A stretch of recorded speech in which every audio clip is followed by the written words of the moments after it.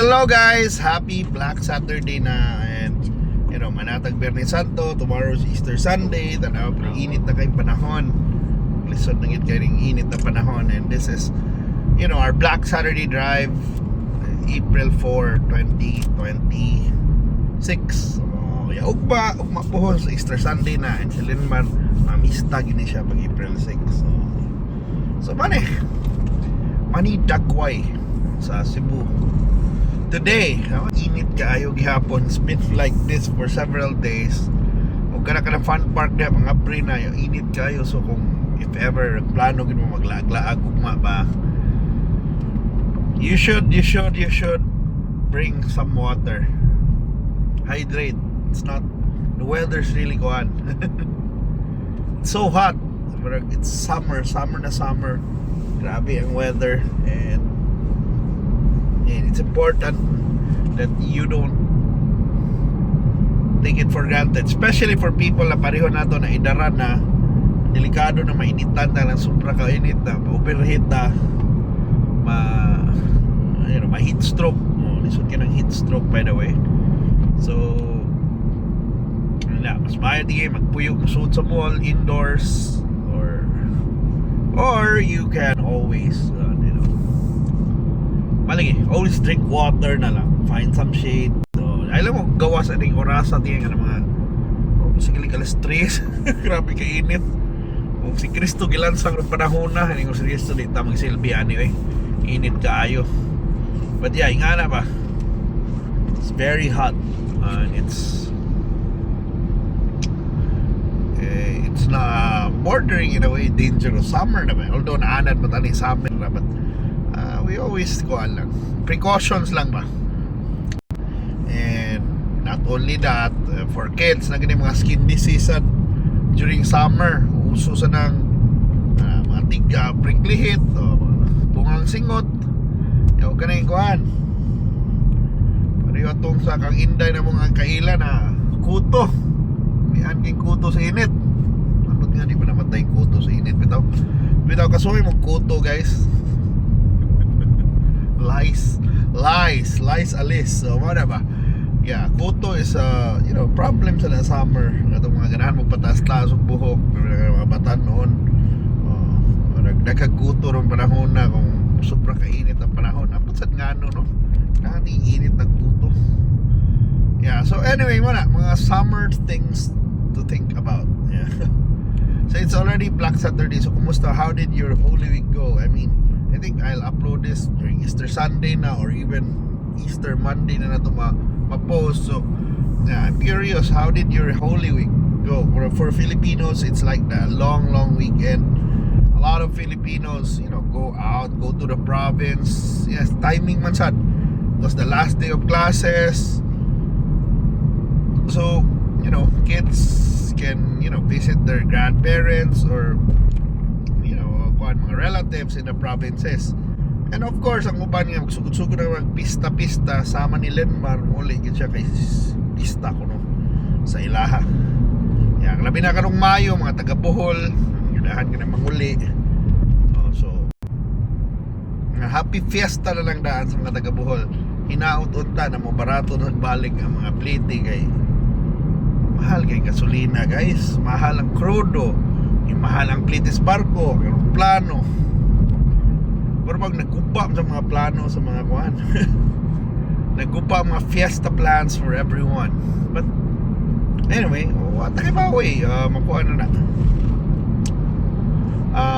We can always say na pasig ang inyong patron na maghimog milagro na makauli sa Diyos mo, diba? So mga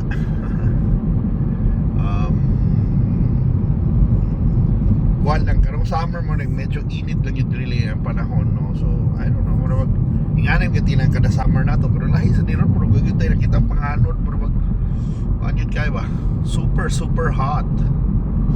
Although this is like the beach, sakto din na beach weather. I mean, ganahan ng mga Europeans mga Australiano na mga Amerikano, diba, mga foreigners.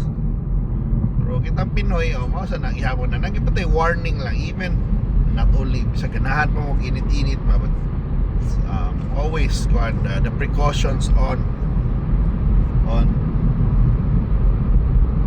the weather. So malang mag-warning lang kita na. So anyway, mostly another factor sa semana, I guess another price increase. Murag dakugid ko na kayo ano matag 20 man ang increase na oy. Magway kahunugan increase sa crudo hasta sa gasolina. So pamigyan gyapon na sulban ning sa Middle East, di ba? Si istorya si Trump na unsa-unsa wa pa man gyud, pero malang na kita na pag ilabot sa gira are very affected. I think the Philippines is, one of the most affected. We didn't know na. Di man tayo nga naka-fuel dependent in a way, but we're affected. I don't know, mura maglahi atong formula gigamit. Yang ubang countries nag-increase man sila, pero di man pares atong increase. So curious ako ana. How come it's like that? Diba? So good thing lang mo na we were riding now an electric car, pero even silang Lenmar nagka-problema sa charging, ganyan na ba? While traffic here is pretty light, di ba? Although nagawas na gamay mga tao, pero pretty light gihapon eh. Naikuan gihapon, gihapon ikuan ba? Mga 6 minutes pa lang na nagutan diri dapita.